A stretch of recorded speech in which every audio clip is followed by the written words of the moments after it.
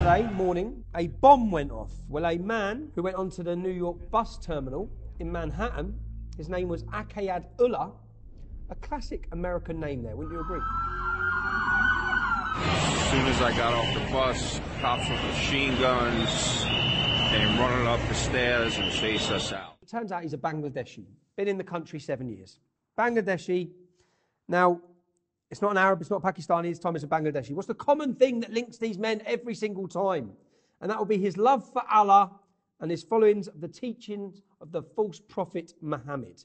The New York Police Department tweeted today that he has been charged, yes, because he didn't blow himself up successfully. He actually just burned himself and injured 3 other people. He's been charged with criminal possession of a weapon, a bomb, supporting an act of terrorism. He blew himself up, for God's sake. He didn't support an act of terrorism. He was the terrorism. He was the act. Making a terroristic threat. A threat. It wasn't a threat. He didn't threaten to do anything. He actually pressed the trigger and tried to blow everyone up. Even when you read those 3 charges, criminal possession of a weapon, supporting an act of terrorism, making a terroristic threat, that doesn't sound like they're charging him with blowing himself up, does it? We'll have to see how this pans out with the police and the prosecutors, but it doesn't read like that when you read those charges. Maybe American law is different, but he's now been treated in hospital because his crap bomb was strapped to his body and it severely burned him. He injured 3 other people, but if you think about it, if the bomb would have gone off properly, he would have had probably multiple people dead. His reason, what was the reason he could have done this for? Because we saw the fake news reporting that his reason was because of Jerusalem. That's what I started reading. Oh, he done it because of Trump. It's Trump's fault. He would never have done it if it weren't for Trump. Well, that turns out is absolute nonsense because he's come out and he's given the reason to the police why he done it. What do you think his massive justification was for blowing their people up? That there were Christmas posters on the underground.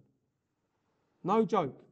Christmas posters. And this would come into the sense that he was angry because of the Christmas posters on the American bus station. And ironically, he made his pipe bomb out of nails and Christmas lighting wires. What could the solution be to this? The liberal, ridiculous left would be telling us, or in the future, this is the line they actually go down. It may sound ridiculous, but we'll ban Christmas posters. Yeah, tell the girls to wear trousers.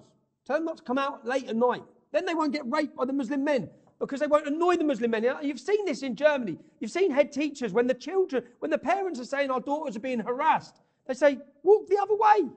Don't walk past them. Don't provoke them with your legs. Well, America provoked this innocent Bangladeshi immigrant who just wanted to go to America and make the country better, and they provoked him with Christmas posters. How disrespectful of America. Because obviously he doesn't celebrate Christmas, so you shouldn't be doing that. It's not fair. None of this has been fair on Akayad Ullah. None of this has been fair. A worrying thing was this man was not on any watch list in America. Now, we have 23,000 on the watch list in the UK. 23,000 who should be gone anyway already. We have 23,000. Each time there's a terror attack in the UK, we find out that the person was known to the authorities, usually approached by the authorities, usually worked with our authorities at some point, always on benefits, always paid for by us, always known. You ready for a rant? 1% of America is Muslim. 1%. 5% of my country is Muslim. 10% of France is Muslim. Since September the 11th, in New York, you've seen 6 successful jihad attacks from a population of 1%. It's a numbers game. If you'd have had the same population percentage as my country, you'd have seen 30 successful terror attacks in New York alone. 30. If you had the same percentage as France, you know, the great country and the successful beacon of multiculturalism that is France, if you'd have had that, you'd have had 60 successful terrorist attacks.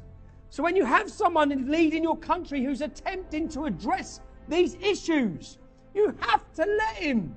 He was elected by the American people on his promise of protecting American citizens. Finally, after hurdle after hurdle after hurdle, he's been able to ban the 7 most dangerous countries for people coming in. Is that enough? No, it's not. Is Donald Trump trying to do more? Yes, he is. Is he being prevented from doing more? Yes, he is, by some members of his own Republican Party. If you're in America, you should be looking and learning from our mess, okay? Britain certainly is not a multicultural love nest at all, far from it. We've had 4 successful terrorist attacks in the last 9 months. I think 12 over the last year have been prevented and stopped. Do you really want to go down that path? Do you want to continue adding to that problem? As we know, it's a numbers game. The more Muslims, the more terrorism. That's the reality of where we're at. As Sadiq said, terrorism is just a part of everyday life in every major city.